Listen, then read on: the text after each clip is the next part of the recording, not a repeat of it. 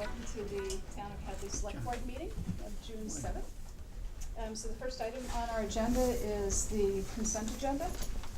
So tonight on the consent we have no minutes, but we do have warrant articles 1749, 1750, 50S, and 1748 payroll.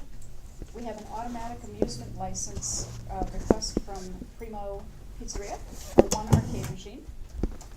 Chapter 90 project request for crack ceiling, various locations, and this is from our DPW. And then a second one for a paving request, also various locations.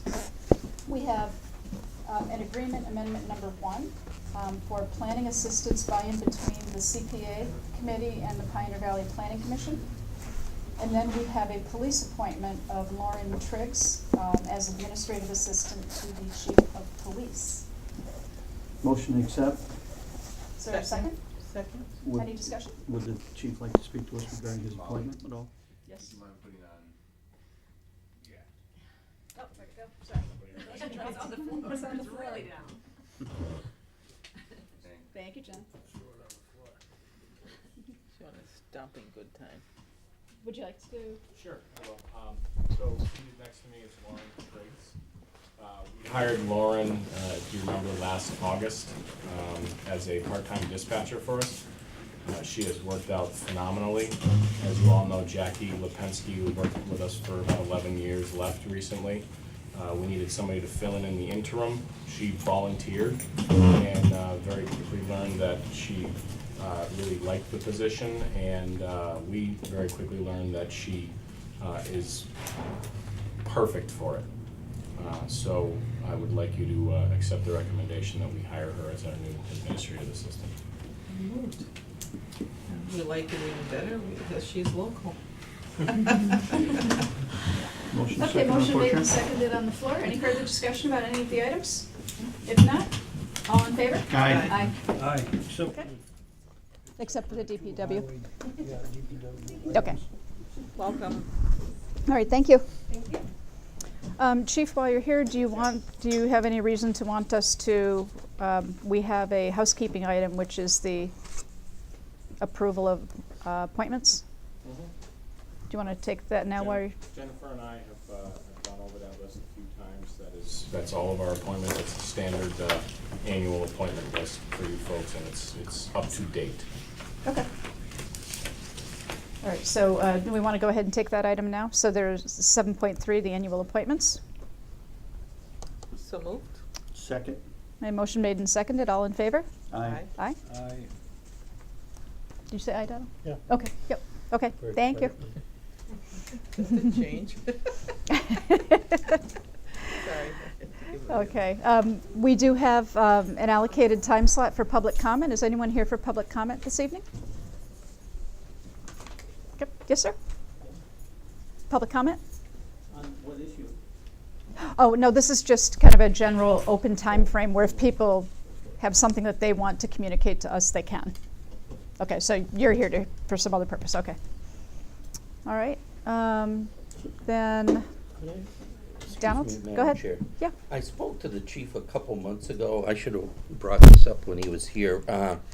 Coming from Amherst, going over the bridge on Rocky Hill Road, you know where those cement poles are? And telephone pole to the right, and it's a pond behind it. The chief reviewed it for me, and the last year, those poles have been taken out 12 times. Either Wow. anywhere from 6 to 9, and 3 poles, telephone poles, have been taken down.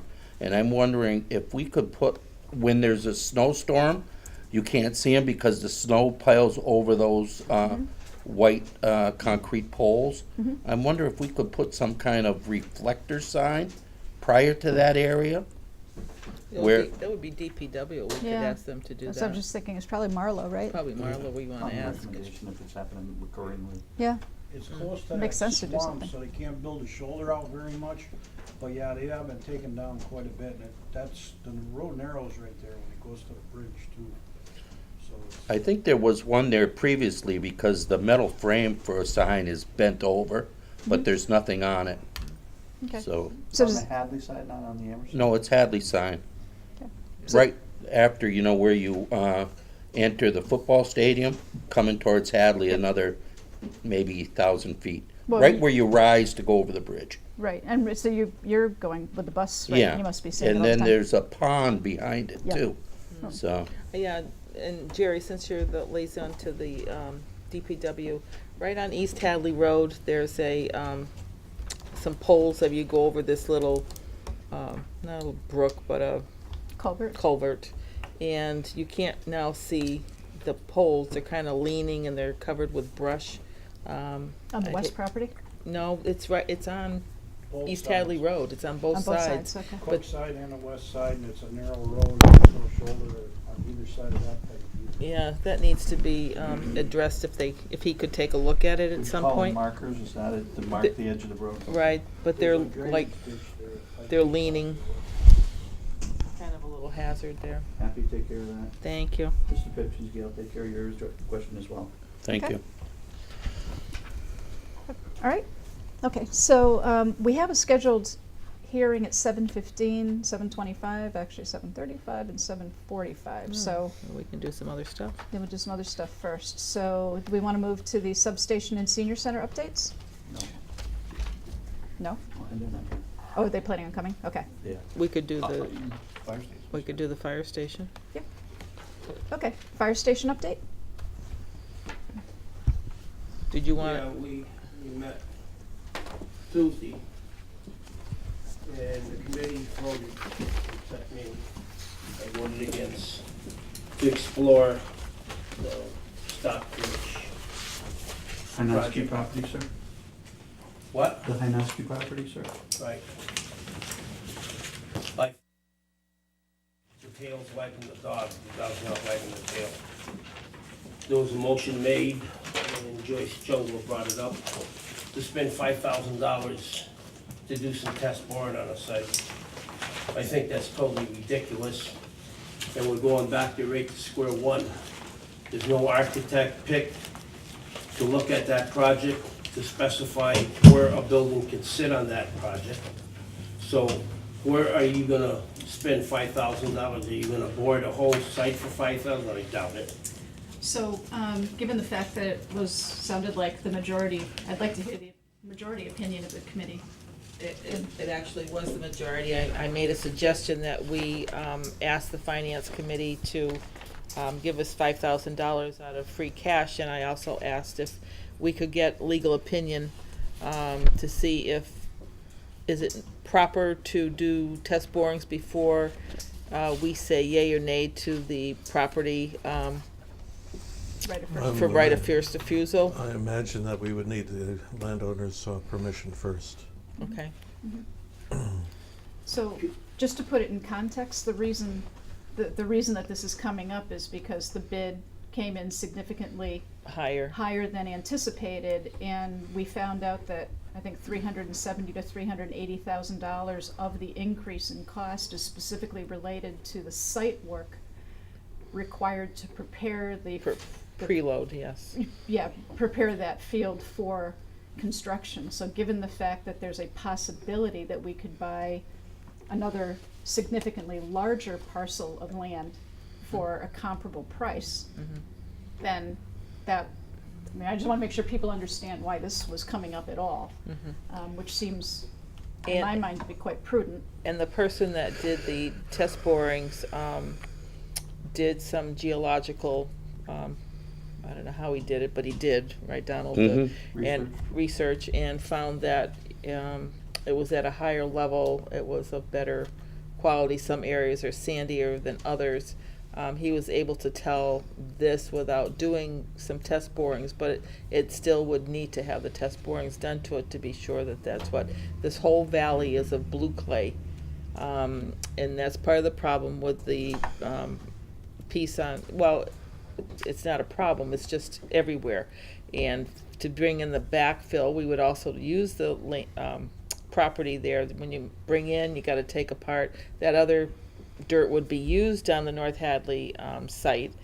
So that was a little bit extra, but the total over is over $600,000 for site work. It's 598,700,000 according to the piece of paper. Not the increase, but Not the ultimate increase, but the total was 598,000. The architect, that includes a lot of other things, that's Right. not just the site. No, I just said site work. And again, who's gonna pick out the magic spot where this building's gonna build? And also, why are you buying so much acreage for a substation? You guys are planning to sneak in a DPW, and you're not telling the people this. Donald, did you have something you wanted to say? The Yeah. fire station does not need I don't- 6 acres or The- 10 acres. I haven't even talked about DPW, and I don't think you have Nobody else either. has No, either. nobody. Why are we buying so much land for it? Good, Donald, go ahead. When we The own it? OPM explained to us in entirety, he went out and quizzed Marion Construction, and he gave him a quote for just the upload where the sand has to be dug out, you have to bring in special soil, let it settle for 6 to 9 months possibly, and that bid was about, with the upcharges, over 400,000. Right. Just excavating work was like 320, and the upcharges pushed it over 400. So the And then the site work on top of that, like Joyce says, pushes the site work, there wasn't enough in the bidding process, so it's close to 700,000, like Joyce said. How much was the drainage work on what we were looking at originally? Just the drainage work. That's those two there. That's all the answers I have. We have, What you're saying is not all true. well, then you tell us what is true. No, I'm not gonna, because you Okay, let's- turn around and say one thing, and I'm gonna say another thing. John, let's keep this a professional Excuse me? conversation here. Let's keep this to a professional level of conversation. I am being professional. I'm just telling you, they're not telling you the whole truth. Both of them. So, sorry, John, what was the question? The drainage cost? Yeah, what's the drainage cost on the site that we're working on right now, John? Do you have that amount or not? No, it wasn't broken down completely. Do you think But we, Kuchar, wherever you go, you still gotta do the MS4 drainage on the new construction. so we're not that close to the pond if we move to this other site? The pond really got nothing to do with it. Absolutely nothing, because all the drainage has to stay within sight, and you're within the 30-foot setback of the pond. And according to Berkshire Design, what they looked at that site, that everything can be contained on that site. Jerry, did the municipal building committee weigh in on this at all? Slightly last night, nothing significant. I have a recommendation, though. I mean, I would like to get some of these answers that need to be answered here, too. The entire committee, with the exception of one last night, voted to have this brought forward and to review that other piece of property. It's a change of what the town actually voted on town meeting floor. So I think we need to bring in the entire committee, if we could ask for the entire committee to come here with the OPM, and let's get some answers as to these questions that we have, so that we can, at either the next meeting or the meeting after that, so that we can decide professionally how we should go forward with this plan. I don't want it he said, she said. Let's get everybody in the same room and let's figure this out. Are you trying to say, Jerry, you're gonna use funding what the town meeting voted for, because they specifically voted for? I wouldn't say that at all, John. To I think spend the money at that on the specific ball site, field. if, You cannot use any funds out of there for anything else. so we would bring them in to talk about that site. So, They can't do that, it's illegal. Well, the site that we currently have, they can talk about. Let's get this solved, yeah. and let's get the answers to what we need to. I'd like to get an answer out of you, why you buying such a big site for a substation. We're not buying anything. No. Your that- committee brought it to us. We're reviewing that Excuse information. me, it came from his mouth to bring it out in the first place to explore your first right of refusal, to buy it for what reason? Are you Camblin putting the DPW on top of the backs of the fire station? No one's talking about DPW All we're except looking you. at is the fire station right now. But And why, it's got why do we land need? issues right now. Why do we It's need pretty so much close land to the for that? pond, John. No, the We got pond got nothing to drainage do with issues it. over there that you don't wanna answer me about. The what? I wanna know how much the drainage is gonna cost and what you're hiding there in the drainage that I needs to don't be have- maintained for the I- next 100 years. All Listen, right. I'll give you No. a breakdown here if you can find it. That's all I have. You wanna see it? So, I'll be more so than just happy to give you to that recap. paper.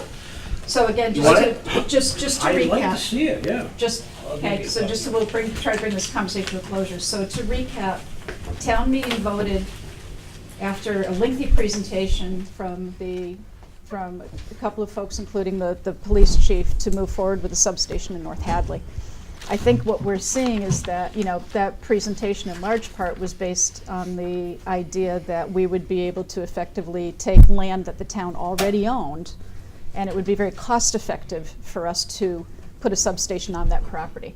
So I think what I'm hearing anyway is that at this juncture, now that more work has been done, the idea of that being a cost effective solution doesn't seem to be on the table any longer at that site, because clearly if we need to spend a comparable amount to prepare the site for construction, and we could purchase land, which hasn't been bored yet, and have a clean construction site and acquire acreage, because the last I left off, we're not making land anymore. There's only a finite amount to go around. Then it seems like that is something that we should seriously consider in the best interest of the town. And I'm going to take it one step further, and this is just me, but now that there's been such a significant change, the other thing that's transpired since we had that conversation with town meeting is we've now gone on record saying that we're supporting a full-time fire force. And I want to come back to whether or not it makes more sense to take those dollars and apply it to Central Station. So I agree with Jerry, but I also think we need to have the police chief in the room and have that conversation out before we go forward with Or the fire chief. fire chief, I'm sorry, before we go forward with this other project. So how do people feel comfortable having that conversation? 2 meetings ago, I brought that up at the fire substation committee, and I asked the chief directly how he felt if he had, instead of $3 million roughly going into a substation, or you had it infused into your department $3 million, and you had a full-time department, and he's sort of caught in the middle because he supports the substation. But my belief now, I think that's possibly the way to go, because we were gonna give the fire chief 4 new additional personnel, but we could only find the money for 1. So, the writing is on the wall. It's only time that we're looking at a full-time fire department Right. with the amount of things they have to do. So I just think we need to accelerate that And the conversation. committee- And the committee didn't say that they would abandon the project totally. They wanted information on that piece of property in North Hadley before they would ask the town for an override to continue with that piece of property. Because that's what it would take, to go back, to do a special town meeting and to get an override for the extra monies that was needed. So, that's why they asked to explore that other possibility. Sure, no, that makes sense, just in One more charge item, of the Madam Chair. committee. Initially, when this was brought to town meeting, the price tag on it was $700,000. It has since dropped to $400,000, which is a significant figure. 500. I think it was 500. I thought the one we had was 400 in our real estate thing.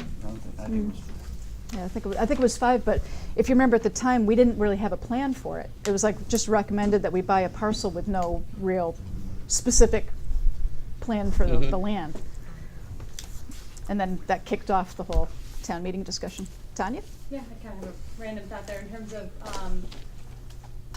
funding the growth of the fire department. I don't know if you guys have looked into any kind of assistance to firefighter program grants that would help kind of phase in the costs of. Yeah.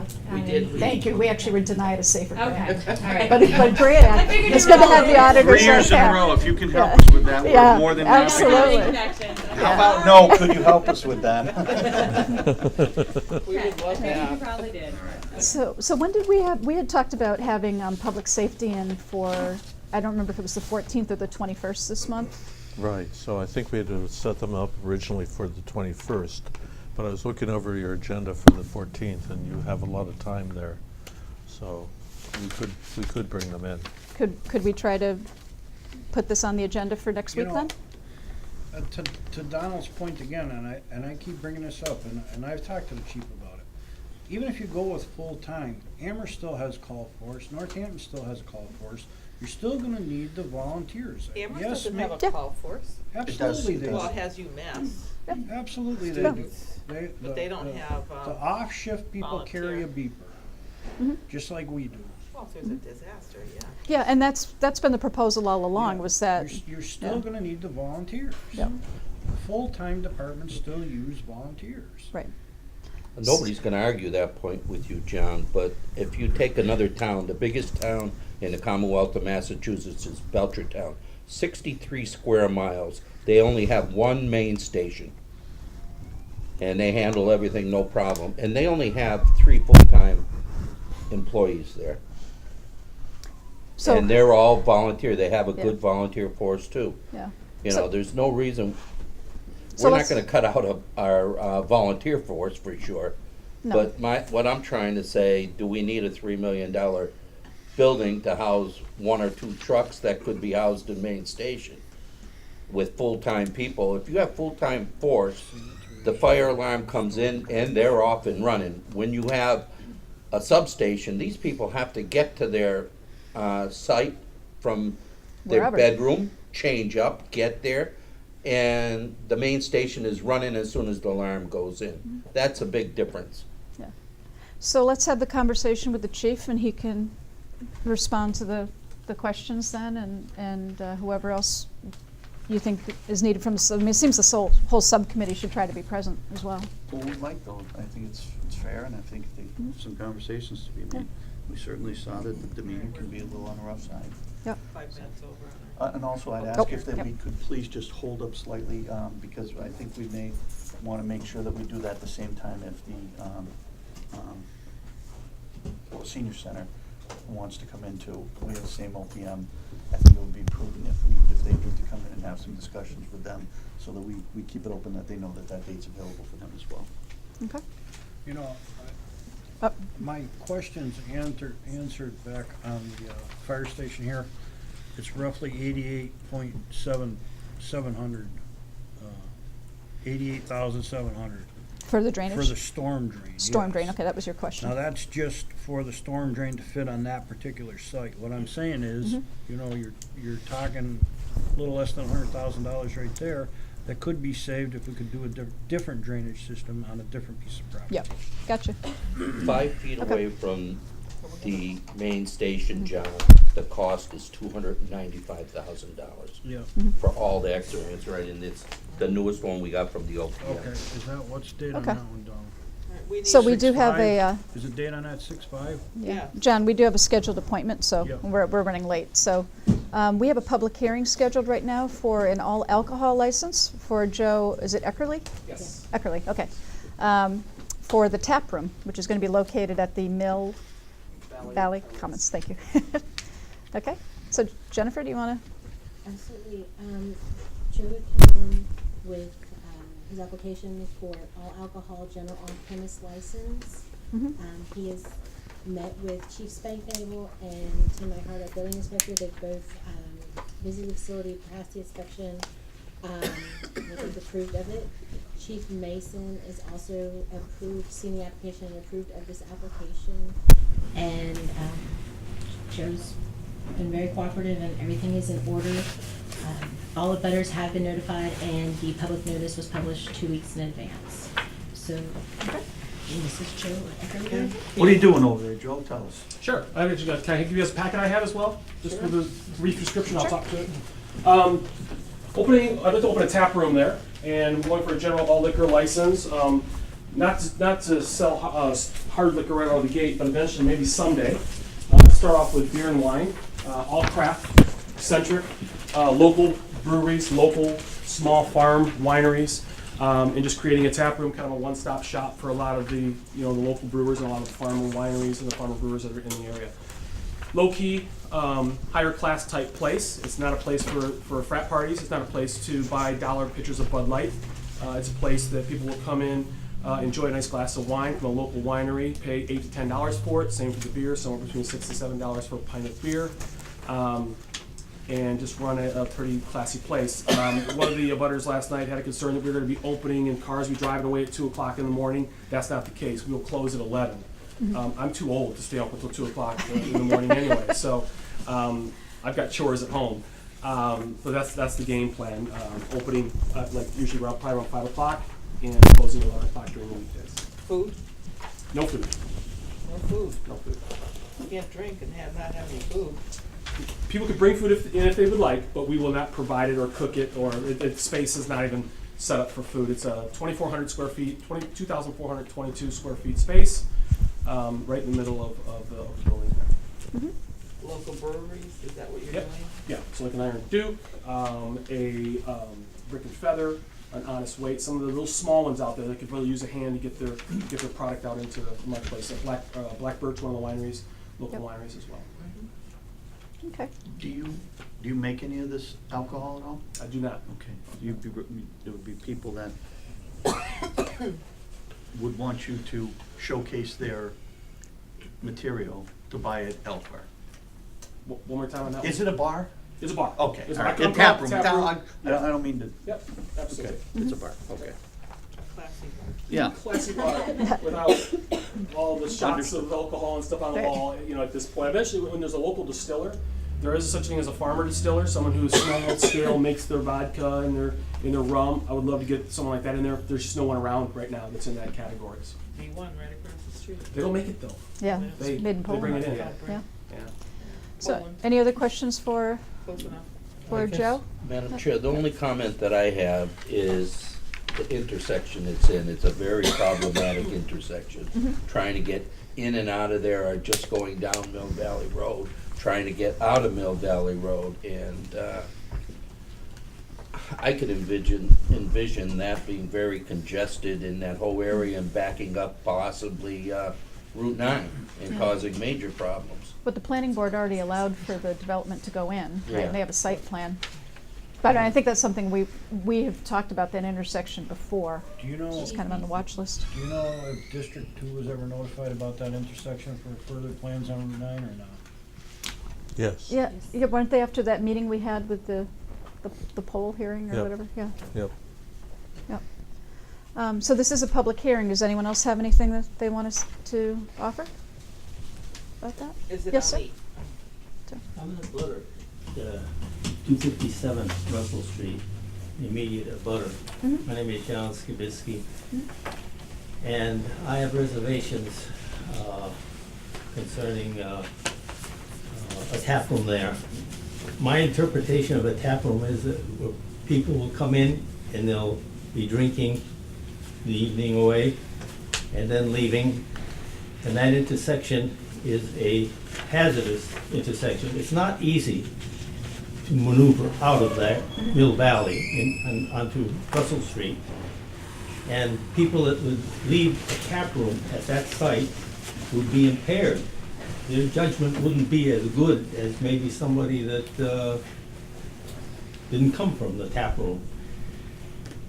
And my concern is that the site is too dangerous for an alcoholic operation. And for that reason, I would be opposed to a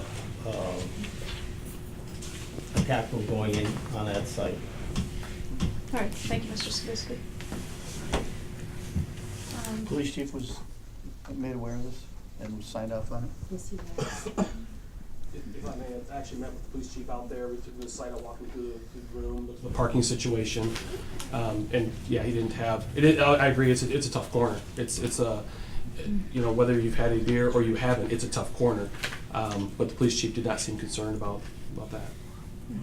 So you would be the first business to go in here? No, there's actually Step two dancers, businesses in there. two others in Yeah. there. There's an Irish dance studio to the right and a karate studio to the left. All right, any other questions? My other question is, why do you choose not to service food? Um, Because that's a big part of making your revenues for your business to operate. So a lot of things. One, that's not my wheelhouse. It's not what I do. Two, that facility is not set up for food service in any way, shape, or form. I have to actually put plumbing in there for what I want to do, and just not big enough for a restaurant. especially with the gas moratorium on. Right. Well, I'm just thinking even munchies, you know, something like that. You Yeah. know, you probably have pretzels and all that stuff probably, or nothing. Well, see, now, a lot of people, kind of the thing nowadays is food trucks. The more food trucks can come in, and it's not on Route 9, it's on the side street. No. That's for some people, not for me. The people just, they'll order delivery in. So we'll have a phone there, people can call and order food that can be delivered right there, and they can have it there. It's just not, it's nothing that I wanna get into. I'm not good at that, I don't wanna do it, so. Sure. If Right, we you have were your to- business plan, yeah. If we were to allow this evening and we found out down the road it did become a problem, what are our rights as a select board at that point? You can always, if you have a public safety concern, you can always bring in the applicant and review the license, review the practices, and make a decision at that point. It can be revoked? It can be revoked if you have a reasonable reason to do so. So you understand our concerns, you understand the concerns of your neighbor here, and I think we're gonna hold you to your word that you take care of that issue. One more thing real quick. All our servers will be tips trained. We pay for them to be trained on serving and how not to serve certain people. I mean, it doesn't matter. My wife's a lawyer, so she's not letting me get into any trouble whatsoever. So, and I'm a vice president for a very large company. I'm a pretty responsible person, and believe me, none of us want to have someone drive out of there and drive into a tree. So I didn't see her name on this. her name's not on that. She's a lawyer. Yes, she's a lawyer. Right, Tim, you? Well, and certainly there's been a number of us that have been there quite often. Anybody with common sense doesn't take a left coming out of there. You take a right. Take a right, yeah. Yeah, it's gonna be a little bit longer, but, you know, if it gets really bad, maybe we can ask them to put up a sign, say, when you leave, please take a right Yeah. instead of a left. I think patience and common sense are two of the first things that leave when you talk about alcohol. True. True, yep. Motion accept.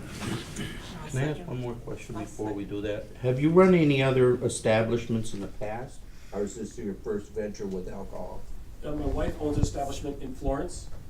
That's her establishment, she runs that, so I hear the stories when she comes home. My first one with alcohol in a situation like this. Okay, so there's a motion made, is there a second? Second. Okay, so motion made and seconded for approval, all in favor? Aye. Aye, all opposed? Okay, congratulations, and as Mr. Devine said, we'll circle back once we have some experience. Yep, Okay, thank you very much. all right, thank you. Thank you, Mr. Skibisky, for your input, sir. Okay, we have a scheduled appointment with our outside auditor, Ms. Tanya Campbell from Melanson Heath. And Tanya is here tonight to provide an overview of the audited financial statements for the fiscal year ending 2016. Thank you. Now, given the time constraints on the meeting, did you want to just talk specifically about the management letter, or I can talk about a couple of the key numbers in the financial statements? Yeah, I think what would be helpful is we've been having a lot of conversation about just the general health and well-being of the town of Hadley. So maybe if you could just kind of keep it at, 10,000 feet, and then yes, the management letter. Okay. You mean in the 10 minutes allowed, you can't go over the 61 page? I know, just Okay. like, can you give me a 1-minute warning or something like that, so I can just. Sure, so,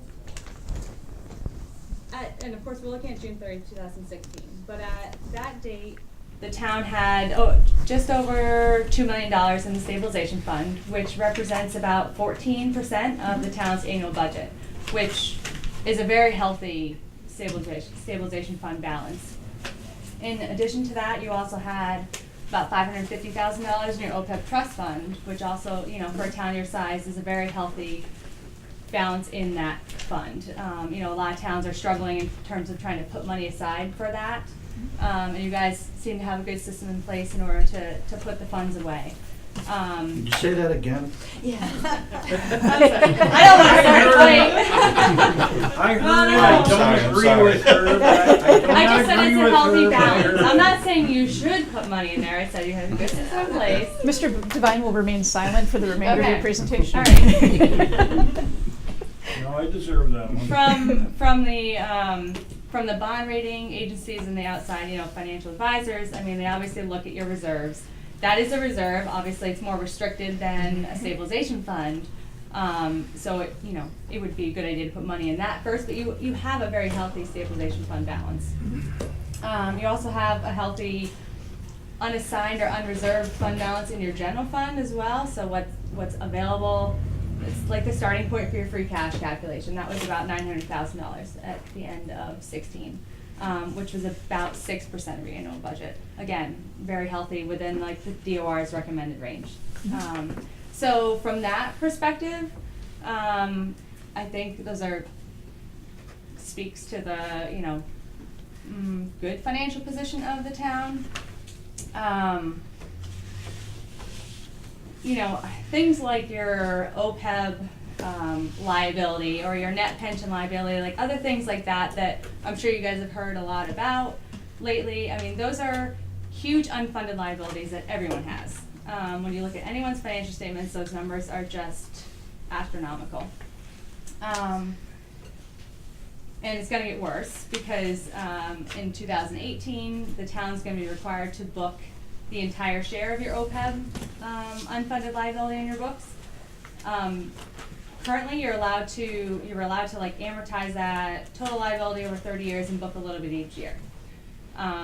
But the agency that kind of set the parameters for doing that has changed their mind and is now going to require everyone to book the full amount, which is what was required with the net pension liability, which is your share of the Hampshire County retirement systems.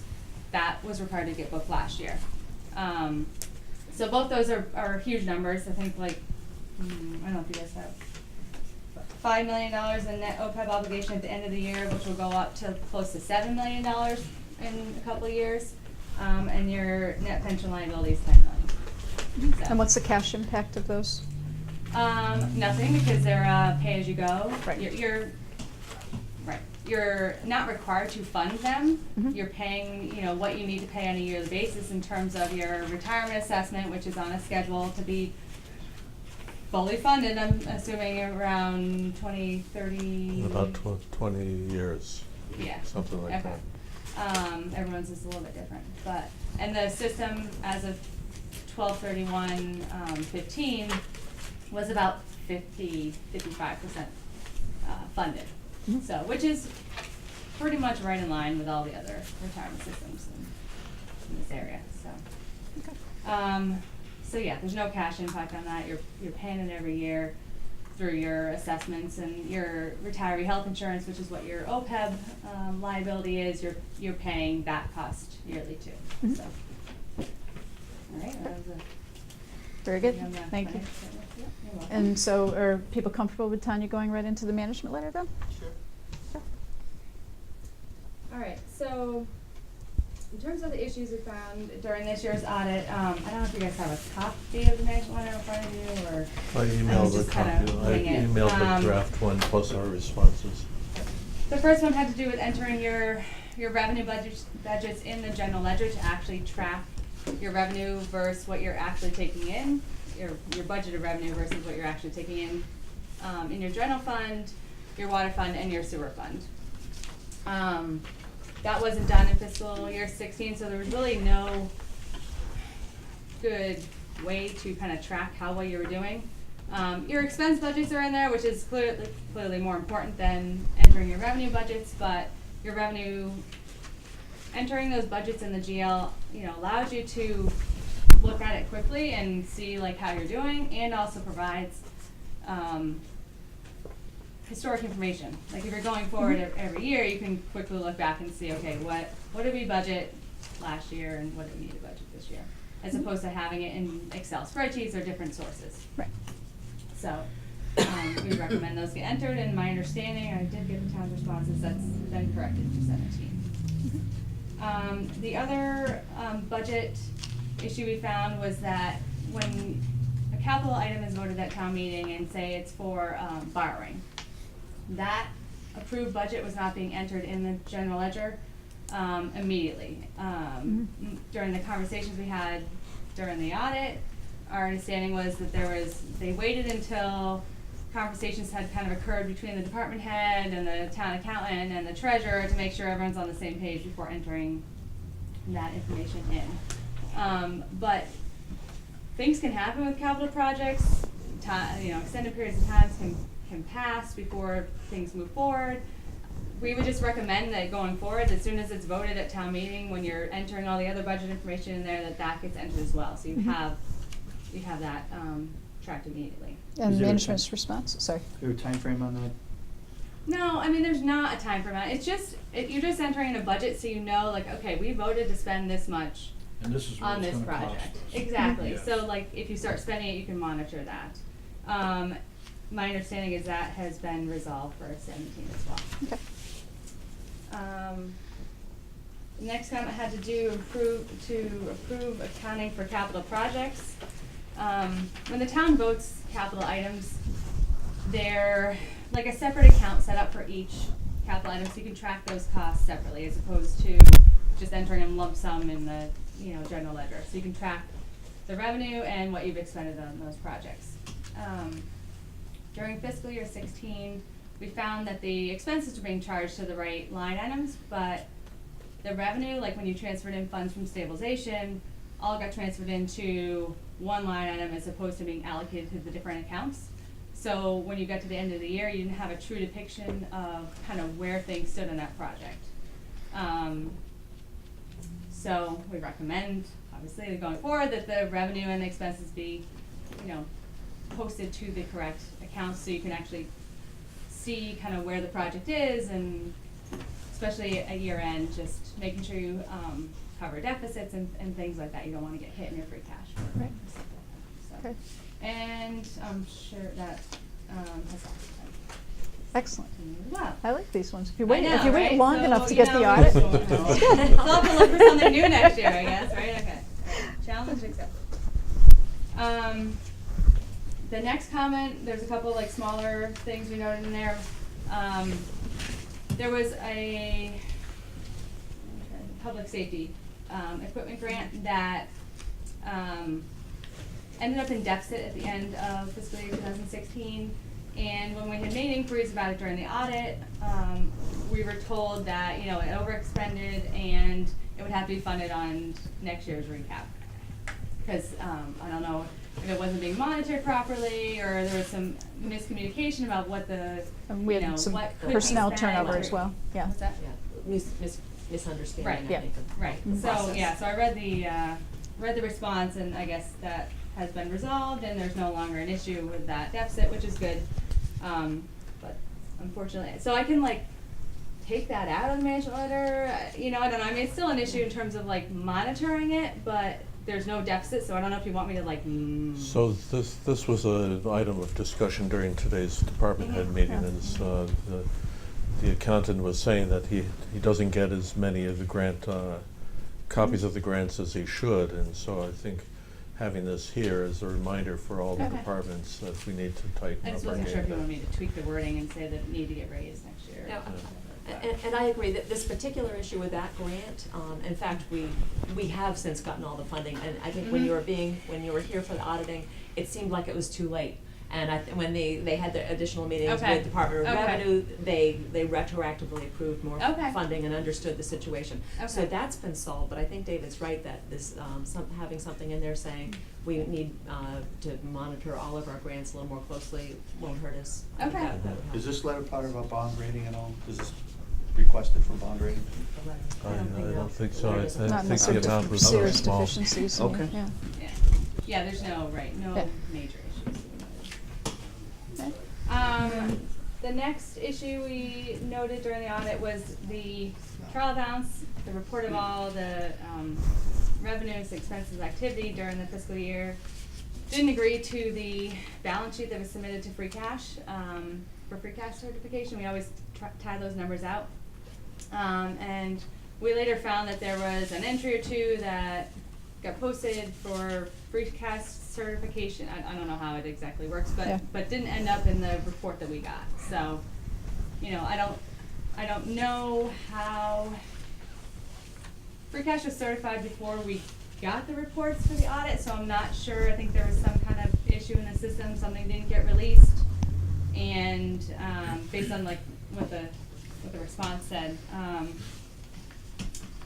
so you it want a got hard like cutoff. manually adjusted for free cash certification maybe, but then just didn't get released in the report we got. But, So that sounds like more of a cutoff issue. yeah, I don't get how that works though. Yeah. So, I guess not 100% clear on that, but going forward, we'd recommend that like all entries get posted, everything in the general ledger actually agrees to what is submitted to the award for free cash, and then at that point, it'll agree to whatever is given to the auditors. So I think there just need to be some tying out there, maybe after the fact, and that didn't happen, so. Mhm. Mike? Yeah. May I ask a question? Sure. Hi, Mike Szerzynski, 10 Laurel Drive, planning board member. Okay. Used to be a member of the Hampshire Council of Governments, and as you may be aware, Hadley's a member of the Council of Governments. The council has some significant liabilities. I'm curious if those liabilities could potentially float to the member towns if the COG is dissolved. I don't believe so, but that would be more of a legal issue, I think, in terms of how the master general law they were established under.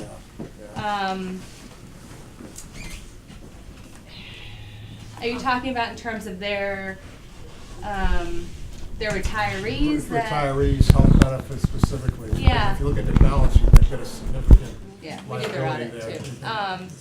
Yeah, so they do, and I'm not sure. I know, Just curious. another town that we're auditing, is talking about that with a collaborative that they're a part of and wondering if that's an issue, but I do believe that's more of a legal, you'd have to get a legal opinion on that. I would think the state might take that over. I know that they're trying to work with the state to get them to take that liability. But they haven't been successful as of yet. Yeah, sorry. I hope not. Yeah. So I think there's just one final comment? Is that it? On this? And that had to do with reconciling the cash check breakdown on the turnovers. So currently when a department does a turnover to the treasurer, they give a copy of the turnover form to the treasurer and a copy to the accountant. The accountant posts it in the general ledger, the treasurer posts it in her books, does a deposit, and then at the end of the month, they reconcile cash, and theoretically, they should agree. As a check and balance on the treasurer, actually, if Justin or someone in his office could randomly, because I'm sure it can't be done on every single one, but pick a sample, maybe every other month, pick a couple turnovers and go to the treasurer's records and trace to make sure that those turnovers, the cash and check on the amount that she deposited into the bank agrees to what he's seeing on his turnover. So he needs to bring his turnover forms in there and make sure those amounts agree. The town's response, I wanted to just recommend a little bit of a change in that, only because I think you had recommended that you could provide him copies of. Right, that's what we thought, deposit because I only do 1 to 2 a week tops, so maybe it's 6 a month.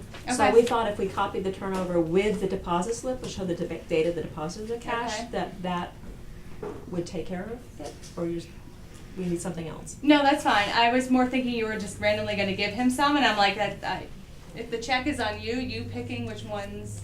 Oh, no, we were doing all All of of them. them. If there's Okay. cash, that Okay. we would just do it, because there really aren't that Okay. many. Okay, I and think that I'm okay with then. Six Okay. pages, in fact, Yeah, it can't we be- talked today and thought even if we just scan them and send them Right, to him, right. that would be okay, so. We've seen before where, unexpected receipts come in, same Yep. numbers tie, They don't everything find looks their good, respective and home. yes, Yeah. exactly. So tying out the actual cash check, prevents that. Even if it's done randomly, if someone knows you're doing it, then, Sure. it's a good control. Yeah. Any questions for Tanya on the management letter or anything else? Your total balance for the whole town, on page 15. 15? Mhm. Okay. So that's net balance due of $20 million, that's what we're carrying right now, roughly for a total? The $20 million, that's your long-term debt, your landfill closure liability, which is an estimate over the remaining like 14 years or whatever that you have, to monitor the landfill. Your accrued sick and vacation time, which like if everyone left as of June 30th, like that's what you'd have to pay out based on the contracts. Your net OPEB obligation, which is your retiree health insurance, and your net pension liability. So that's kind of all your liabilities in one one lump sum. No, I'm just going back to Mike's question with Hampshire County, so that's got the retirement in it right now. So that's your share of the unfunded liability of the retirement, that's the retirement system right now. Because I mean, it's not their liability, they're managing it for you, Yeah. but it's the responsibility of all the members to fund that. Okay. But we're in a net Hampshire, positive position. And that's Hampshire County Retirement System. He's talking about Hampshire Council of Governments, which is a little bit different. I mean, The state runs the retirement system. Hampshire County does. Hampshire council County does? does, the state doesn't. The state doesn't, so it No. does go through Hampshire County. All your retirement contributions go to Hampshire County Retirement System, and they pay your retirement. Couldn't, excuse me, the state say, yeah, we'll take care of it? They're gonna decide legislatively that these obligations will not be the obligations of the member towns. That would be a solution, wouldn't it? Are you talking about the retirement system or? No, each the COG. The COG. Yeah, that could happen. that's- There's no way that it would ever be funded by the group insurance trust, which is a portion of that. I mean, they're they're legally separate. And we're gonna have Joe Shea from the Group Insurance Okay. Trust in 2 weeks, 21st? 1 week. 1 1 week, week. 14th. Right, okay. Right. So Yeah. we can address some of these issues when he's here then. Yeah, I mean, he Yeah. can't speak to the No, council, he can but, talk about the trust. but he can talk about the trust, which is in, much better financial shape, yep. Okay. So anything else? If not, thank you. Always appreciate you coming in, No problem, anytime. especially when you're sharing good news. Thank you. Yes, and as of right now, you have very little debt, but, That's about to change. I think in a minute it's gonna That'll change, so, change. You're gonna sit here yeah. 5 more minutes? No. Okay. All right, thanks very much, Tanya. Thank you. Okay, so our 7:35 appointment, running a little late here, so 15 minutes. You didn't give me a 1 minute warning. Yeah. Sorry. You're bringing good news. Yeah, sorry, we only cut off people with bad news. Take care. Good night. Thank you. Thank you. Night, Tanya. Okay, so we have the treasurer and our outside advisor, David Eisenthal, here this evening to talk about our short-term borrowing. We have a new ban coming up next week. This is what went out to bid a couple weeks ago, and it came in. Our interest, it's 1,996,576, 1,996,576 is the new ban principal.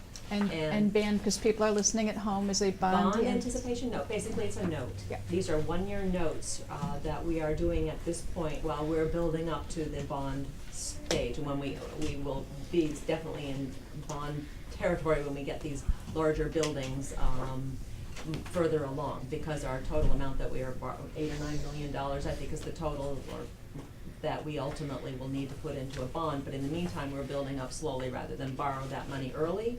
Last year, we did a $400,000 note, which carried us through till this year. We were paying half of that off and refinancing half of it, rolling half of it into the new one-year note. This will be almost $2 million. The interest rate we got on this was 1.24. Repeat that, please. 1.24% for our one-year note, which is it's drifting up from last year. Last year it was great, 1.74, but 1.24 is pretty good too. So that will take us another year. If if this isn't enough, if the buildings really get going earlier in the year, we may possibly halfway through the year, maybe October, after our fall town meeting, when we see what else is, by then we'll know if there's something else in the pipeline, and we'll be able to make adjustments accordingly. We may do yet another note in October that would either be for a full year, or it would come due with this one, and we might be ready to go into a larger phase. But for now, we're doing the one-year note. Okay, and when we went to town meeting and we talked about the possibility of if the substation, the senior center, and the library, right, all go, and we talked about that $95 increase in taxes, what was the interest rate assumption we used on that? 5%, right, okay, so again, just wanna give. 5% ultimately on the bond, but we Right. did have a rising note level, and Dave Eisenthal and Unibank did all of these estimates for you. This might be a good time to have David talk, and what I can do is go down the row and have you do some signing. Does that make sense, that we do this at the same time? Sure, works for me. Okay. Right. Well, Madam Chair, yes, we, last fall, prepared a capital financing plan that really, and I think we did this very cooperatively with the treasurer, with the town administrator, and with your board, and got some good direction from the board as to how you wanted to see the impact on the tax rate from these very significant capital projects that were authorized by town meeting last fall. And we did assume a 5% interest rate, but that was on a bond issue that would be 3 years from now. And I think even 3 years from now, that's probably pretty conservative, but I felt that it was better to be on the conservative side than not on the conservative side. Right, and I just thought it was good for, and of course, an anticipation note's going to carry a different rate of interest than a long-term bond, but I think it's good for people to hear that we're still in this incredibly attractive rate environment. Right, and this is the first financing following the release of that capital financing plan, and as I said, the goal is to structure the financings to maintain that relatively stable tax rate impact. And I think, as Linda said, our next step is to assess cash flow projections of especially the two major capital projects to determine amounts and timing of additional financings. And we have been assuming a major ban issue, much larger than this one, as early as October, though, if particularly your fire substation is going a little bit slower than had been imagined, then it's possible that the timing or the amount could be different, could be later, could be lesser. It really, I expect that I will be speaking with the treasurer and the town administrator about expected projected cash flow expenditures. Sure.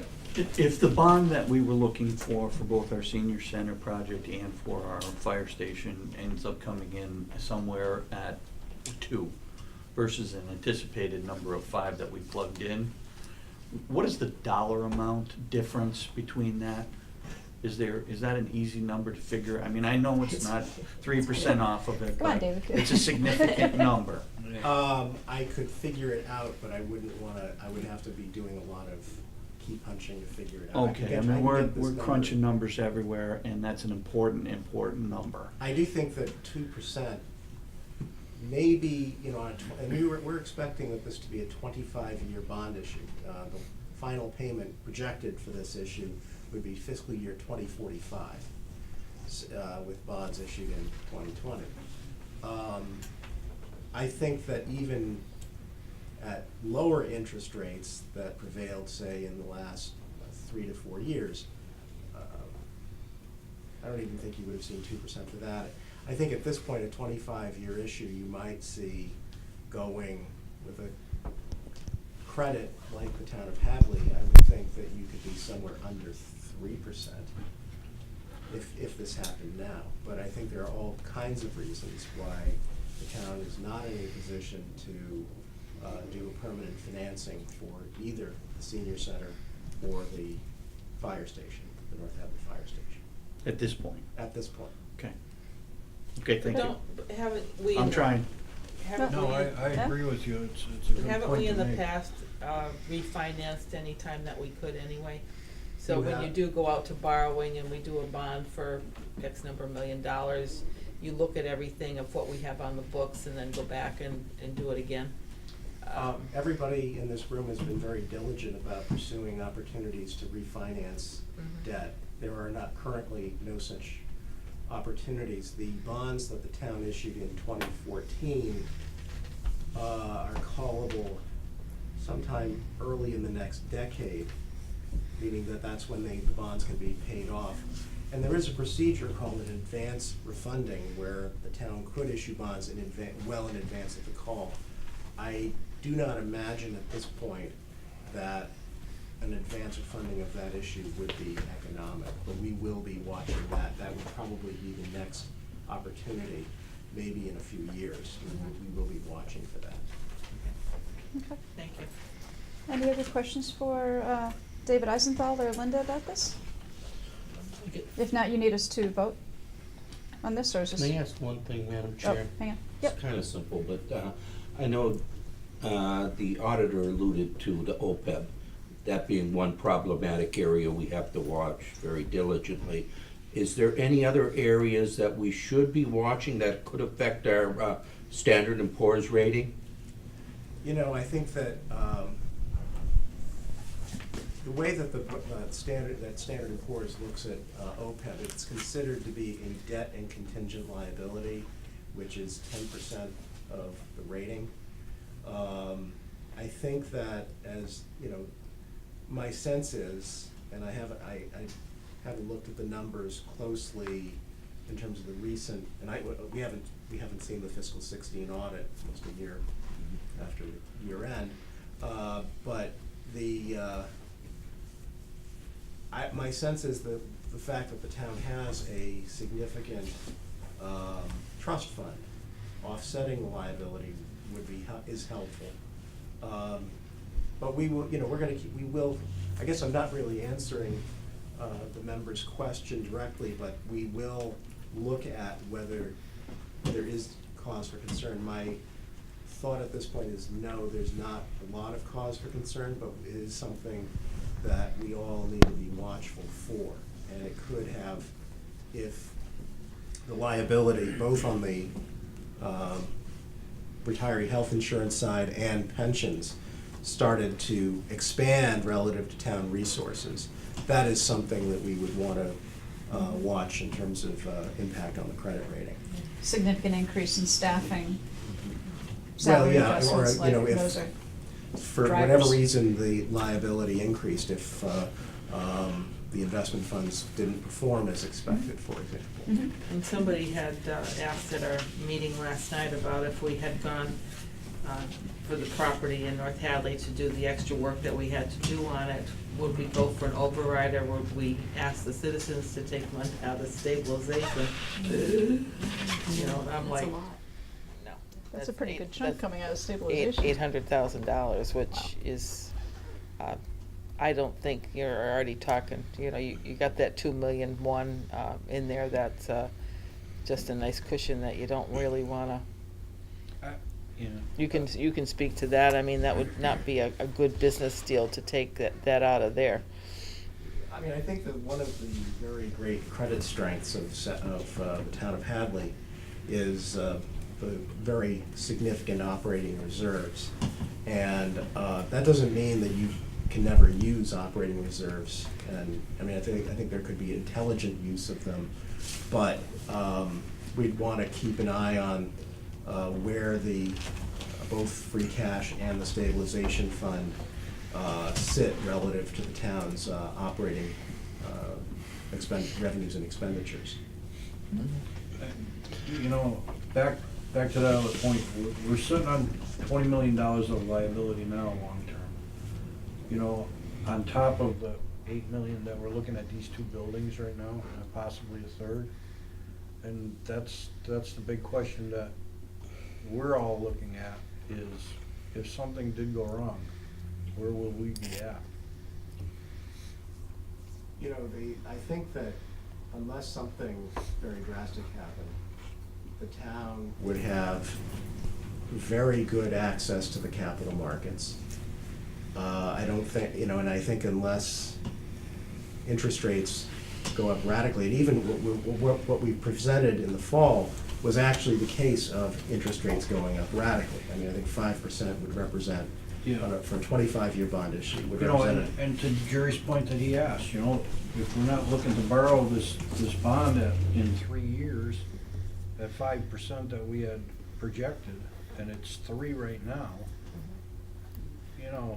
2%'s big number, you said yourself. Well, I'm gonna point out that we did discuss the option of having at least a partial permanent financing earlier to take advantage of lower interest rates. The difficulty there is that it's my understanding that this board's policy view is to maintain as stable a tax rate impact as possible, and doing multiple permanent financings would cause peaks and valleys in the tax rate. Sudden impact, More of an impact, so that to maintain, and you mentioned the liability. The town is also paying down every year a portion of its long-term indebtedness. So as we get closer to 2020, some of that money will be rolling off. Some of it we're paying down and some of it we're just maintaining, so. We're paying about $1 million a year. So, I think that it's really you are the policy board of the town, and if you chose something different, that would be your choice. But our understanding of where this board at least was last fall was to maintain as stable a tax rate impact as possible. Mm-hmm. And if there's ever an argument from your perspective where you think maybe we're missing an opportunity because of our policy, I would hope that you would work with the town administrator and treasurer to bring that to our attention too. Yeah. I mean, we're doing what we think makes Exactly, sense, but if there are best practices out there, given the rate environment, and you want to talk about it, we're happy to have you come in. Right, and I think that when we made that call as to how you wanted to do the financing, that didn't commit, you didn't set up a plan for any of us that this is what we're going to stick to no matter what happens. Mm-hmm. That every time, we come in here every time we have a new note, it's gonna be at least a year, maybe twice a year, we reevaluate at that point, and maybe and as far as going out for the bond, we don't have to wait till we get to there, everything's done now. As Dave was suggesting, we could be doing a smaller one in the meantime and take care of that and pile up. So there's a lot of forks in the road of how we handle this. And one suggestion you said, Jerry, what if the interest rate goes down? We could have the interest rate go down, but still keep that tax rate up there by more of the amount that we allocated to pay debt and interest each year. More of it would be going to the principal. Fill it in. Yeah. Or we could say, well, let this tax rate start drifting down because the buildings aren't happening after all, or something else. So the situations will change, and each time we have a town meeting, there may be yet another capital item to consider. So it's very fluid, but I think right now it's going the way we have thought it would at this point. Okay. So you need us to approve this borrowing, correct? It's your choice. The Department of Revenue, which is certifying this note, does not actually require a vote. Oh, okay. But it's your choice as the select board to, if you want to take a vote, that is, if you want that. It's always cleanest. Past practice? Okay, is there a motion then? There is a motion. Second. Motion made and seconded, all in favor? Aye. Okay, all right, thanks very much. Can I ask him one more We already thing, saw it, Madam Chair, before he leaves? We've Okay, already we're- signed it all anyway, so. Yeah. I'll make it quick. If you make it quick, yeah. Another problematic area is when we leave annual town meeting, we postpone it to fall town meeting, hoping our free cash account will build to over $500,000. Good question. What's gonna transpire if we don't have the rose economy that we have now? We start losing meal tax, hotel tax, and say we're $200,000 short. We probably would have to get that from stabilization to make sure we fund the 218 budget. You're going to the issue of how the town budgets, and my view of that is that in general, the town budgets pretty conservatively, so that you do generate, when conditions are good, you do generate that, where hundreds of, a couple $100,000, $500,000 in free cash. But I think it's up to the management of the town when times are not as good. And actually, I've been working with the town long enough to see some of them. Most of the time, it's not the local economy that suffers. I've actually, almost never seen the local economy here in the Pioneer Valley suffer. It's mostly what happens in Boston with the state budget that can have a negative impact out here. And what do you do if you get either at budget time or even a mid-year 9C cut from Beacon Hill? So I guess what I'm saying is, yes, it's worth thinking very hard about if times if economic times do get hard, that's when conservative budgeting becomes even more important. You're not necessarily going to generate the free cash, but you might not. You might be able to manage with more of what you have. You know, we're very fortunate to live in the Five College area. That's the reason why we don't see the recession like other cities do. I absolutely agree The with influx of money every year of students coming into the area, you know. Yep.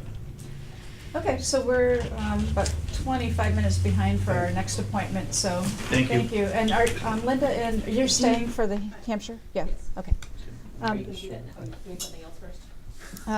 There's something I need to notarize? All right. It's ultimately a vote to authorize the notice to the unions that you're going to take a vote on health insurance next week. Okay, is that fairly quick? It can be. Because the discussion really will be next week. Yeah. Right. Where Joe Shea is coming in to talk Yeah. about it, but there's a need initially.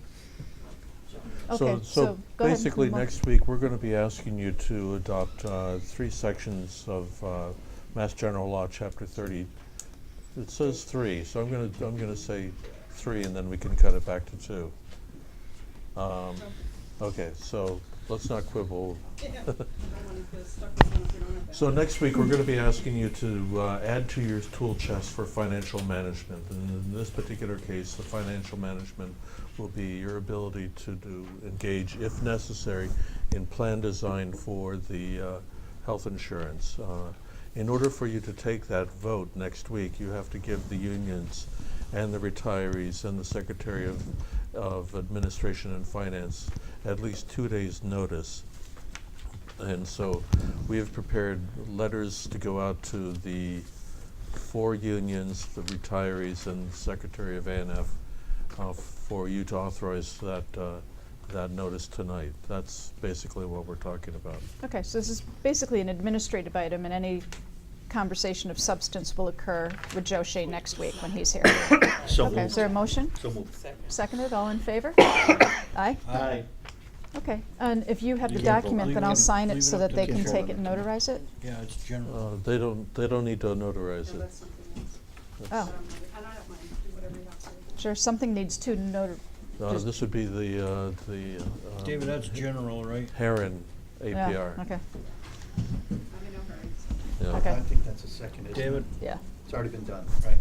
What? That's not an additional thing, that's just being notarized, it's already been approved. You need to vote to authorize the APR. Okay, so can we jump to Heron APR then? This has Sure. all been discussed, and this is, again, it's administrative. So moved.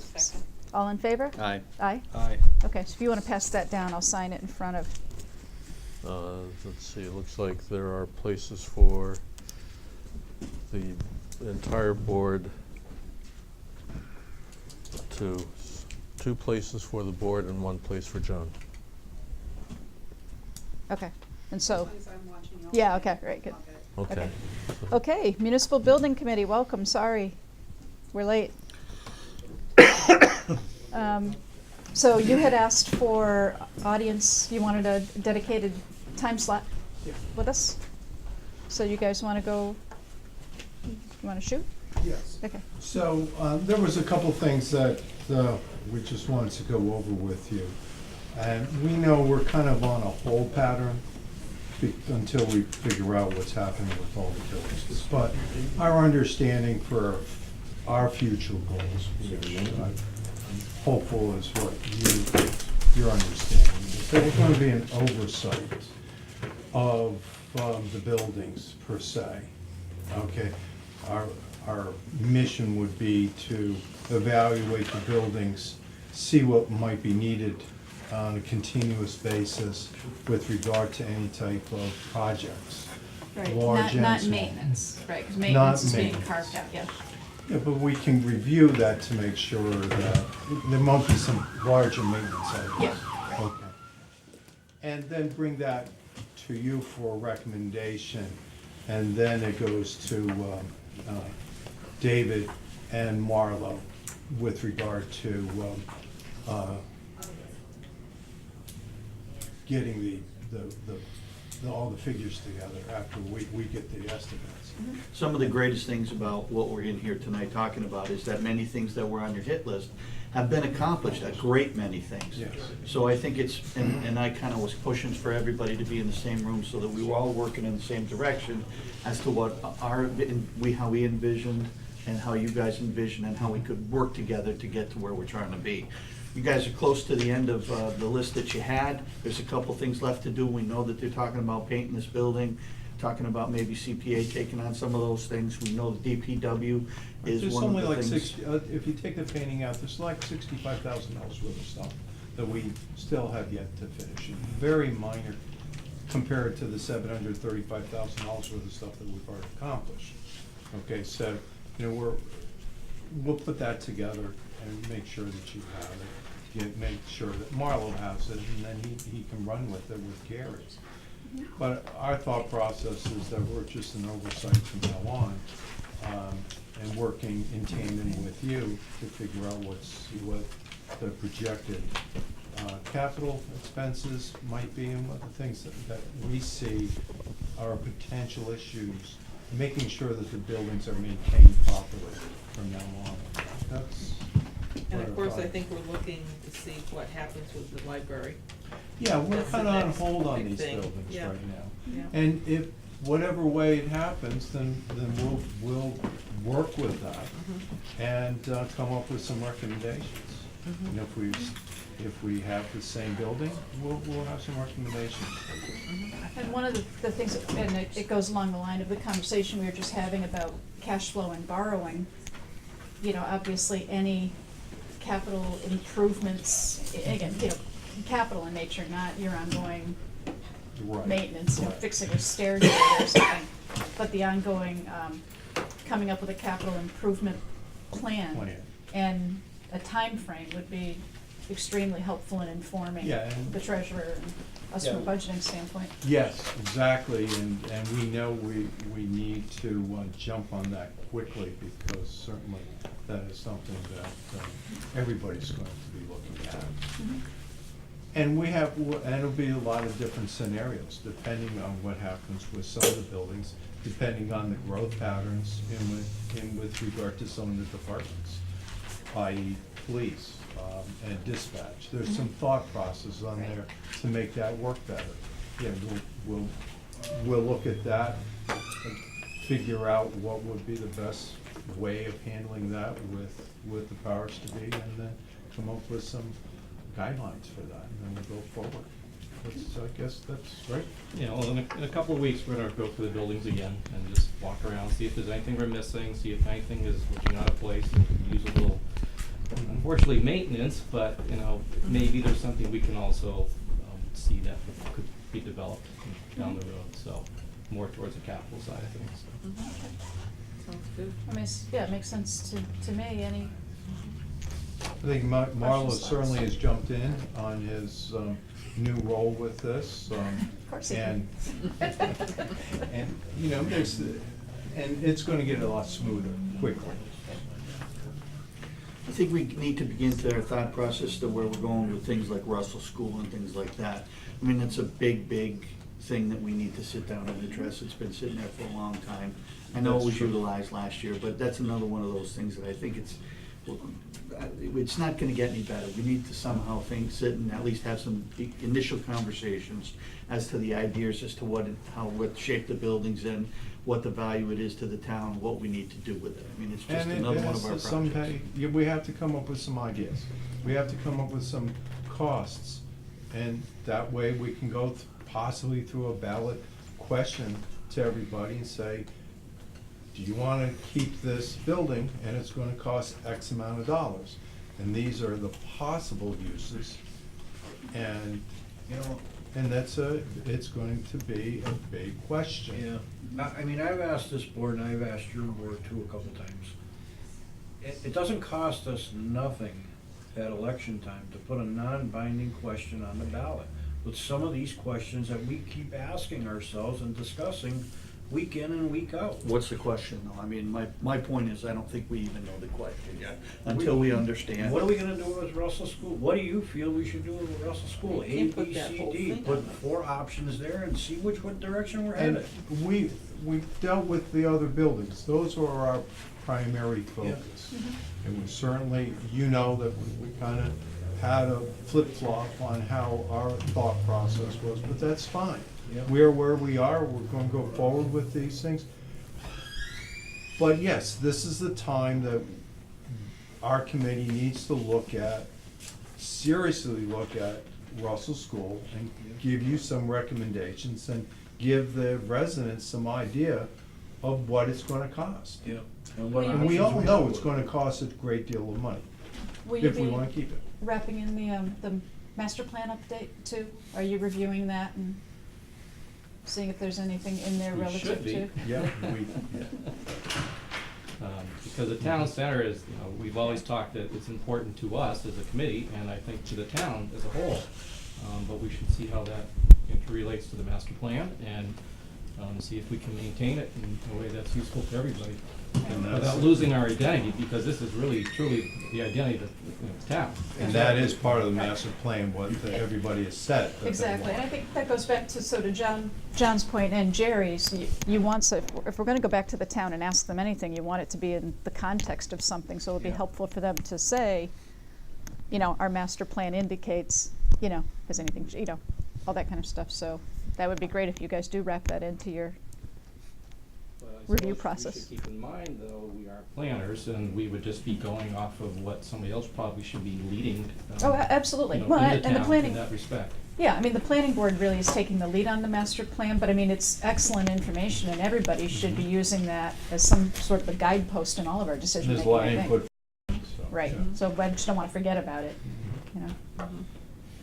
Anything else for the folks from the municipal building committee while they're here?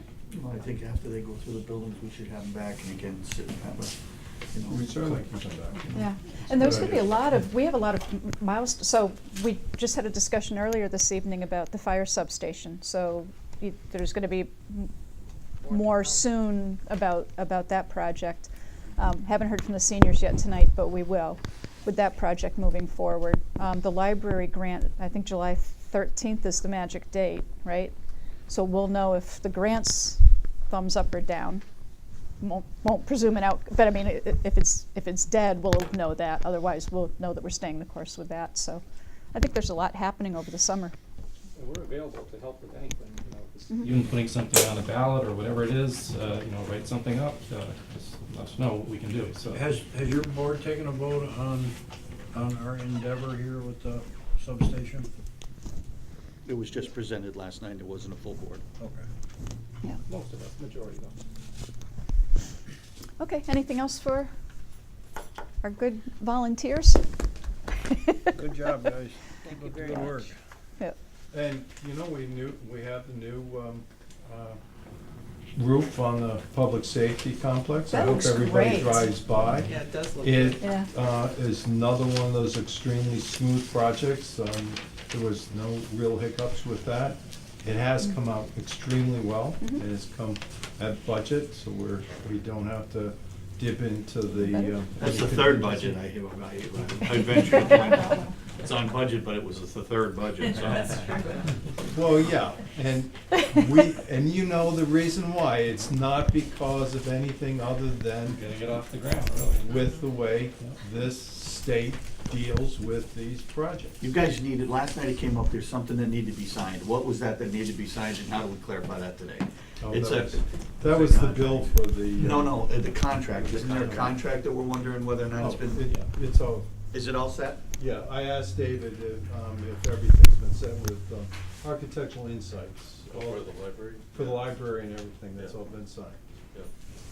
Good Okay. point, that was a good point, Okay. And you're happy with your liaison? Oh, immensely. Oh, Jerry, we love Really you. pushing it, Oh, everybody say Jerry. All right. Stroke 'em. You still wanna do it? David, you have something? So I got a penultimate bill for the roof, everything except for the 5% retainage. Do I pay it? For the roof? Yeah, for the roof. Yes. Did they Okay. finish today? All done? All except for the retainage. Punch list. Work is done. Punch list. Punch list, okay. We didn't vote, but I would imagine. Yeah, you tell me you're. We talked about it last night. Tell me you're unhappy and I won't sign it. No, we're very happy No. about Okay, it. so I'll Looks take great. care of it. Nice roof. All right. Okay. All right, thank you. All right, thank you. And so seniors, you here to talk about the senior center? What would you like to know? An update on the senior center construction project. You can go ahead and I'll jump in. Had the forum. We had the forum. The morning of the forum, we had the estimators' results come in, which were much higher than we anticipated. And I think there was also a shock to the architects, because they had been saying that this looked like something we would be able to do, and that's why they were encouraging us to go along at that level of 12,000 square feet. So we were basically quarter over the construction budget, which means that we have two options. We can try and trim, no, we can do value engineering, excuse me, there's a correct term, to see where we can save on that building. They also presented us with several other options, including a smaller building, which might have an addition put on it later that would function for us. And it will take about 2 to 4 weeks to get the actual costs on that building, because it isn't dollar per square foot when you reduce a building. My ratio. It's not, yeah. But the meeting was held and the redesign was put together, an alternative design was put together, approximately 2,500 square feet less than the original plan that was put together to start with. And the parking lot has been made smaller and egress has been questioned as to whether it's needed or not needed onto Route 9. We're talking about exterior designs, materials that's gonna be on there, and everything else that we're talking about as far as materials that are gonna be used in the building.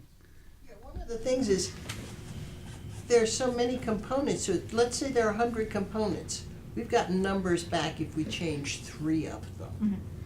You know, it's a process, because it isn't the same person that does all of them. The window person does the windows, and the door person does the doors, and the ceiling tile does one thing. So it's all, and then if you take out a window, you still have to put in the insulation and the wall, inside and outside, where the window is gonna be. So it isn't just a clean removal of that cost. Well, and I think this was articulated by all of you at the outset of this, and certainly folks up here, that I think everybody's far more concerned that wherever the project goes, that it's done with the highest value and quality, and we're not hung up on time frame. And I know there's always a concern that we have pressure because of rising costs, but I think we have all learned that it costs you far more in the long run, looking back saying coulda, shoulda, woulda, when things aren't done well, so. And we are committed as a committee from the get-go. We've all said we do not want to sacrifice the quality of the building. So one of the things that we were surprised at when the estimate did come in was the actual cost of the site work, which was budgeted for $340, I believe, and came in over $1 million. So that was a huge surprise to us. We're looking at things like, where does that drop off in buildable soil happen, seeing as how there were only 3 borings done? Can we isolate that particular place a little bit more by doing a little bit more studying? What is the cost of going from one water management for the parking lot system to a different one? And if we do that less expensive one, how many parking spaces can we get out of it? So we're looking at options like that to see if they're workable options that wouldn't have that would still work well for the functioning of the senior center, but would have a greater impact on the dollar amount. We want to look at every option that we can. You know, I guess it's want versus need at this point, and we're being very realistic. If we end up, you know, one of the options being the, you know, if we do a 9,500 square foot building instead, it can be designed in such a way that if we can come up with the funds within a time frame, or down the line the seniors decide, you know, whatever, you know, it can be those 2 or 3 spaces that get deleted from the original building. We don't have to reinvent the site to make it workable. So we're trying to be forward thinking, get it within budget, have a building that, you know, that we're not gonna have to go back and change, like the HVAC system at the safety complex, things like that. We wanna do it right. We wanna have a building that's gonna last, that people are gonna wanna come to, and that's gonna serve the needs. I would just say that some of the discussions relate to this very tricky issue that the chair here mentioned of value versus quality. And I'm a big value person in my own personal life and so on. And I must say that it cuts both ways. Early on, we had a lot of discussions about energy efficiency. And we had people exploring LEED certification and other kinds of things, which some people would say were indicators of very high quality in a building. And we finally came to the conclusion, I think it's fair to say for the committee, that we wanted as many of those energy efficient features as we could include without going through the very great extra expense of actually qualifying for the certification. Exactly. So that's my idea of value. And I think there's other, I mean, lately, one issue was, well, would it be the end of the world if we ended up with vinyl siding on the outside? Okay. We haven't answered that question, but not optimal, but maybe a reasonable compromise if money is tight. So where we're at right now is we've thrown all those options on the table for reducing those costs, and we've been told they have to, between the entities, between the civil engineers, figuring out the questions with the parking lot, geotech, and the cost estimators getting back together again, the gathering of that information is gonna be 2 to 4 weeks. So we're not jumping. We wanna do this right. We wanna get those figures and make an informed decision based on that. Okay, so we'll expect to hear, really, the next major update will probably be in July then. As soon as we hear back from them and the committee meets and make some decisions around the direction we think we should go in, we'll keep you updated. Okay. Super. Anything else for our, I shouldn't say seniors, senior representatives. Oh, he doesn't I'm miss Tell him what sorry. a good job he's Yeah, I was doing. just saying, do you need He's waiting. He's on his own, Mr. Golding. Yes, Jane? Right under the bus, Ted, right under the bus. When I spoke to David Nixon the other day, he said he was putting this project on administrative hold. What does that mean? It means we're not signing contracts with architects to authorize design work until we figure out how we're gonna move forward. But we need them to do design work to get the numbers we want. Haven't we already signed those contracts, and we are in the midst of that? I mean, they've been working their tails off, doing plans and doing estimates. that's not- I don't know There's already been a the cost contracts to of it, what but- they've done, right? Right. What they're doing is conceptual. Right. And what David's talking about is the true drawings. Yeah, the Oh, no, final we're still in drawings. schematic Oh, no, phase. we're still Yeah. in schematic. Right, We're that's still not- in that's- schematic. We're not the doing map. anything that's committing us to a course of action until we are all clear as to what that is. Oh, yeah. Yeah, We're all but in we can- agreement. No, we and I can still still- think that wouldn't be But until by July. all means, go ahead and do your due diligence with Okay, and work with the architects. and the OPM. Right, Fine. Yeah. You know, initially, it's really a tough decision the committee has, because originally you were talking 12,000 square feet. By cutting 2,500, I know the committee always says, and your director, you're building a building to take care of the service needs of the elderly.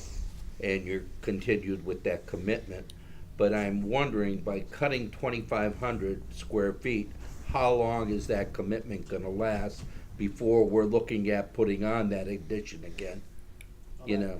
That was Gary's point at our last meeting. He brought up the point that if you know you're gonna need an addition, then you know it's already too small. So 2,500 square feet less is a number that will represent how we're gonna meet the budget. There's a big gap between what the estimators came out with and what we have to spend. And if the fact of the matter is this building is gonna cost this much and we have to downsize it, the OPM said that it's probably not gonna happen through value engineering. It's gonna have to take a big, huge chunk of building away.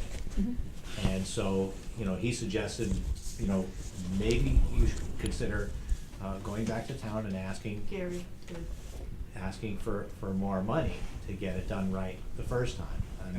And we're doing the same thing with the fire substation. Yeah.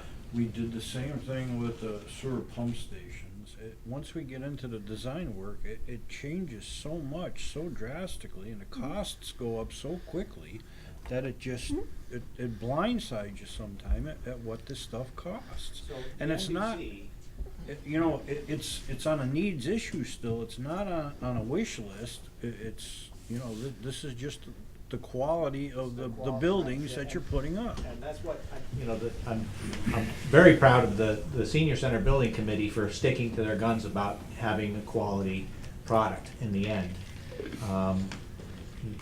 And the MBC last night pretty much, voted that we're missing one person, but it was 5-0 with one abstention, in support of going forward with the senior center building, as long as it stays in budget, no matter what the size of the building. If we can build a quality product in that budget and it's usable, that's fine. But if the fact is the building, is going to you're just gonna need more money, we're gonna have to go back for more money to get it done, then the NBC would not support.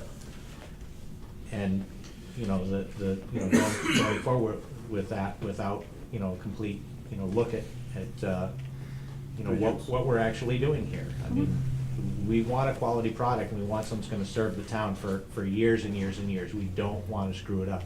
We're creating the past here. We don't wanna make a mistake. I know, Timmy just stated, there was over almost $1 million in repairs we did. Some were needed repairs from wear and tear, but a lot of them were just lack of maintenance on our public buildings, and part of it was because we didn't build it right, Installing obsolete products. Exactly. From day one is not a good idea. Yeah, and I wholeheartedly agree, but I think what we're hearing tonight is we're not quite at that decision point yet. So the next milestone is really that July meeting, whenever that happens. And again, once we know what's gonna happen with the library, that'll clear a bunch off of the. And every conversation I've had with most everybody that's contacted me about both buildings is we're replacing over 100-year-old building now with the hooker school, the old hooker school, and with the old fire station, which was built by, hook and ladder and donated property way back when. So the people I've spoke with don't want their kids and grandkids to pay for our mistakes again. Let's tell the people what it's gonna cost us. If it does cost us a little bit more, Dan, then, that's just the way it's gonna have to be, We appreciate the select board's support. And I appreciate that as well, but I'm asking for clarification. Are there stipulations on going to town meeting and asking for more money? Are we changing the use of the building? And again, I think any conversation along that line is so premature. I mean, I think we need, you guys stay the course with what you're doing. Okay. Again, you're gonna have a lot more information come July, and I think what you're hearing is if in fact the architects come back and say, we can build you a tiny house and that will, I just was looking at Tim, so I had to say that, a tiny house, and that's your new senior center for the allotted amount of money, then I think we really have to have some serious conversation, because that's not gonna fly. On the other hand, if you make a strong argument that, yes, we've reduced it to 9,200 square feet, and we're still gonna serve the needs of the seniors, not only the population today, but the growing population of baby boomers that you're anticipating, and you can say that with a straight face, and everybody's supportive of that, then that, you know, so, and maybe it's gonna be somewhere in the middle, we just don't know. That's a fair statement. Kumbaya. Oh my God, tonight. They like No, I you, think Brian. we We do like you, Jerry. We like hearing that you're gonna build a quality building. That That's was very never, important. ever taken off the But the table. part that scares me is we're building for today, not No, no. tomorrow when we reduce it too much, I think. No. Just have more hours. Yeah, you have to remember too that, and we use this analogy because it's so relevant, is that there's 9 exercise classes. Right now, we've just made the July, schedule, and it goes down to 4 classes because we can only hold them early in the morning. When you give us a building with adequate heating and cooling, we now have from 9 to 4 to run classes 40 hours. all year round. So no matter what size the building is, that gets increased automatically just because we have adequate heating and cooling. So there's things like that also enter into the equation. Makes sense. Yeah. Right, And the and having better 12,000 feet, access. the 12,000 Sorry. feet is definitely the pie in the sky. Right. And we're realizing we're Hadley, we can't have all of that, we'll get You there. couldn't possibly have forgotten we're Hadley. If the 12 came in on budget, we wouldn't be wasting a lot of We time. started at 14,000 square feet, and we came down 2,000 square feet. And now we're going down. Well, to schematic 9,000. design simply means, what are all the things that you offer, and how many people do you want to serve, and then the experts come in and assign a square footage. You take each one of those puzzle pieces, put them together, and they ended up at 12,000 square feet. Can those be changed? Well, okay, yeah, the classroom can double as the conference room, da-da-da-da-da, and you look at it all over again and try and figure out, can we still do everything we wanna do, but with the space being used in a different manner? As I'm sure you all are very aware, the disposal of water from the parking lot has turned out, I think both with the fire station and the senior center plan, to be a gigantic problem or issue, not fully anticipated. And the latest, my hope personally, and the architects are working on this, is that by scaling down the parking lot, they'll have room for surface retention ponds or whatever would be the alternative to very expensive underground work. And I'm hopeful that's gonna save hundreds of thousands. That's one of the things we're You're waiting right, for. and I don't know how many hundreds of thousands or if I'm right, but that gives me a little ray of hope. Do you know what the figure is for that, cause I. Well, it's for the 200,000. It Or is, it's 200,000? For the water disposal underneath. Okay, cause the fire substation is only $88,700, so, which is, It's a smaller area. Yeah, they don't. yeah. And they it's don't need the small. parking that we Small. do, yeah. All right, so if anybody has any more detailed questions for you guys, we can contact any member of the committee directly. But otherwise, we'll look forward to hearing what you have to say come July. Thank you. Well, that and they'd be able to ask you questions at this weekend's Chicken to Go, right? Yes, absolutely. Do we have any more tickets? Is that Saturday or Sunday? It's Sunday. Okay. Sunday, June 11th. Pick up at 11:30 and 1:30. Chicken to Go for the Council on Aging. We're looking for $1.7 million to build a 14,000 square foot building. So if you have to so if you wanna donate more than $10. Yeah, right? And the tickets are available where? At the senior Senior center? Center. Okay. All right, thanks, Thank everybody. you. Thanks, team. Okay, good night. Okay, so I think this is our last agenda item. We have countdown to Fall Town Meeting. David's, Get the hair and ape here. Hair and ape here. I thought we voted Yeah, that. you already done that. Oh, okay, so we're done with that? You done did See? that. Jesus. Ah, I think we're okay. done. So we have a countdown being proposed by David to fall town meeting, and you had given us this draft previously, right? Right. Right. And then also talking about goal setting, what the select board would like to accomplish in the coming months. So David, you want to start? Did you say you have more time available at the next meeting? Yes. Do you want to defer this into the next meeting? Sure. I would like to work a little bit on the goal setting. Yeah. Unless you want a generic conversation tonight, or would you like a? No, I'm fine. If people aren't, if you want more time so we can talk about that, I'm happy to, want to do that next week. Or the either the 14th or 21st is fine. Yeah, it works. Which one is Right. more time available to us, the 14th or the 21st? You'll find out when you get the agenda. Well, there's some appointments that are a little bit fluid right now. Okay. Just because you've got to talk to the police chief and fire chief. We've confirmed Joe Shea, but then, Yeah, let me see what the 21st looks like. Evans. We haven't firmed up Terry Williams yet either. David No, says that's- he's yeah. trying to do that. right, that's one of the Yeah, key ones that we maybe wanted that'd to be have. the 21st then, Yeah, maybe? 21st is, Yeah. Be more time. we got that. We have a lot on the 21st, so I'd Sooner recommend. better than later. Let's yeah, do the we got- 14th. We got the Hynoski property to deal with, the annual appointments, we've got fire substation, senior center, senior tax work-off program. We're gonna have the ambulance Are we gonna have the ambulance? group coming in, All right, ambulance. because if we're going to send Amherst a letter, we need to do that, We're gonna do it the 21st. yeah, before Post July haste. 1, Okay.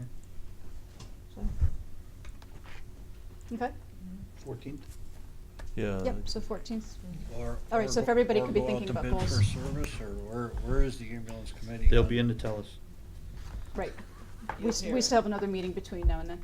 So the 21st, you had set aside that as a tri-board meeting as well, so that's Mhm. a pretty full night. Yeah. Yay. You get the next 2 weeks off. Well, we gotta think about that. I can take any night off and make a difference to me. Okay, so is that it then for the agenda this evening? I think Finance Committee is here. Is there anything Is there- from yeah, anything I'm Finance? looking- Your meeting tomorrow night? Yeah. Need any clarification on anything that occurred this evening?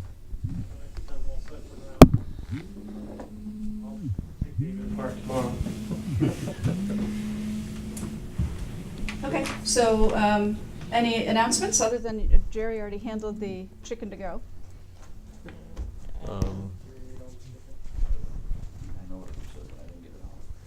The annual fishing derby happens this weekend at the Lower Reservoir for the Young Men's Club. Fishing derby starts at 8 o'clock. It's gonna run from 8 till 12. Hopefully, everybody knows where the Lower Reservoir is. If you don't, contact Hometown Hall and we can get you there. A lot of fun there. I know they're putting in a bunch of fish. No early fishermen. Tis. And then July 30th, isn't there a Polish dinner hosted by the Most Holy Redeemer at the Young Men's Club? There is. There is. So happy that you mentioned that. And tickets are available for that either at the Most Holy Redeemer Parish office, or they are also being sold after masses from this point until shortly before. Then we have a big thank you to everyone that participated in the Memorial Day Parade. It was a great success. We had a good time. Tom got a couple of bruises, but that darn Tootsie Roll came out of nowhere, you know. But really thank you to the Legion and Gene Baxter, who organizes also, and everyone that participated. We really had a nice day. Then I'd also like to thank the 20 Acres Farm, Tom and Pat Zusko, and Tom and Joan. I know it was Tom and Joan that always decorates the front of our town hall with their flowers, and it always looks beautiful, and it still does. It's a great thing to have for the summer. So thank you very much to the Zuskos. We appreciate it very much. I think the Asparagus Festival was a huge hit. I think 99.9% of the feedback that I got was good. I know the vendors were happy with it. Whoever sent the weather did a great job. Yep. It was good to have John LeBeau, the Commissioner of Agriculture in town. And I think it's a great event. I love to see our common being used for events like that. That's great. Okay. Anything else? If not, I'll Motion to entertain a adjourn. motion. Second. Okay, all in favor? Aye. Aye. Good night, everybody. Night.